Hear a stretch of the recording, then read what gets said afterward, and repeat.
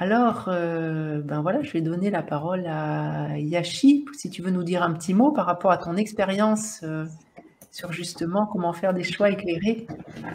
Oui, bon, donc c'est vrai que c'est un sujet qui me touche beaucoup, puisque je vois que le choix, c'est quelque chose qui touche toute notre vie et toutes mes aventures de vie. Et le premier qui me vient quand je pense à ça, c'est vraiment le choix que j'ai fait pour changer de pays. Hein. Donc, suivre mon mari, venir dans un pays qui était très différent de ce que je connaissais. Et ce choix important, ça a été fait avec beaucoup de joie, un élan et quelque chose de très profondément juste. N'a pas été peut-être au départ quelque chose qui m'a ramené dans la joie. Je peux dire au départ, j'ai eu des doutes, des émotions, des difficultés de rencontre, etc. Et à la même temps, ça m'a permis de me revenir à un autre choix qui était encore plus important pour moi, qui était comment est-ce que je voudrais vivre cette choix que j'ai fait, la relation que je voudrais vivre avec moi, et qu'est-ce que ça va être mon baromètre. Hein. Donc, c'était le baromètre que j'ai choisi ensuite qui m'a fait cet aller-retour, qui était baromètre dans lequel cet espace de paix et de joie, quoi que je fasse, je voudrais être là. Et dès que je m'éloignais, je revenais à ça. Donc, c'était vraiment un autre choix qui a ramené, et ensuite, pour continuer à garder cette choix, j'ai encore fait des choix. Et c'est un des choix qui m'a ramené aussi à l'autre compagnie, je dirais. Donc, je crois qu'on aura de quoi pratiquer cette soirée, retrouver, se connecter à nos choix. Et merci à vous de m'inviter à cette soirée. Merci, merci Yashi. Et j'entends comment tu parles vraiment de au-delà d'un choix à un moment donné, d'une espèce de boussole intérieure, de quelque chose qui reste là et qui guide finalement chacun de nos pas et chacun de nos choix tout au long de la vie. Et comment c'est vraiment ce ressenti intérieur et cette joie qui nous indique finalement si on est toujours sur la bonne piste, hein, finalement, de ce qui est juste pour nous. Donc, merci beaucoup de partager ça. Moi, ce qui m'est revenu quand tout à l'heure on préparait un peu la rencontre et que je me mettais en lien avec des moments où il y a des choix pas évidents, ça m'a rappelé des réunions qu'on avait quand au Québec.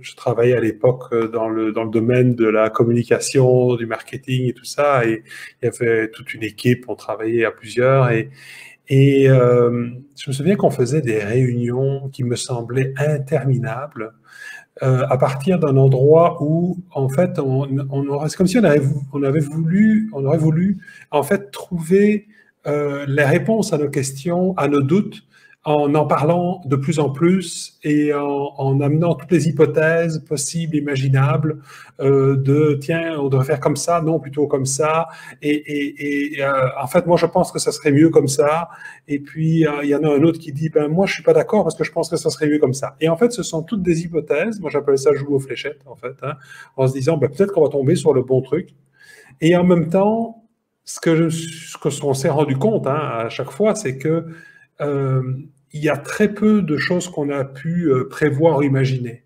C'est-à-dire qu'il fallait toujours passer toutes ces idées à l'épreuve de la réalité, c'est-à-dire du terrain. C'est quand on allait sur le terrain, quand on allait rencontrer les clients, quand on mettait les choses aller dans la matière, que les choix qu'on a faits pour commencer ont pu s'ajuster. Donc, ça, je pense que c'est un aspect intéressant parce que je rencontre régulièrement des gens, surtout là pour l'instant, parce qu'on est dans une période où beaucoup de gens sont en train de se réinventer, partir sur des nouvelles allées, des nouveaux élans de vie. Donc, il y a beaucoup de choix à faire, de choix importants, et comment je me positionne, et par quoi je commence, et ainsi de suite. Et j'accompagne beaucoup de gens, j'entends beaucoup de gens qui se sentent bloqués.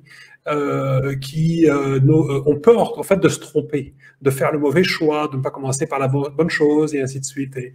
Et donc, des choix éclairés, c'est des choix qu'on peut faire dans l'instant avec ce que l'on sait maintenant. Et donc, c'est intéressant de regarder les informations qu'on a à notre portée, les informations à l'extérieur, comment on se sent, nos expériences que l'on a et tout ça. Et je dirais que tout ça, globalement, guide nos choix. Et en même temps, ce qui je trouve très rassurant et que j'ai vérifié plein de fois, c'est que en fait, on ne peut pas faire de mauvais choix.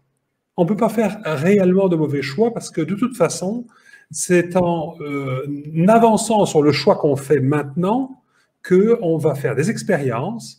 Et si on rencontre des inconforts, des difficultés et tout ça, eh bien, on va avoir les informations qui nous manquaient, qui va nous permettre d'ajuster notre compas ou notre boussole pour aller vers ce qui va de plus en plus vers ce qui est juste pour nous. Et parfois, l'image n'est pas très claire, on n'a pas une clarté totale où on se dit oui, c'est 100% ça.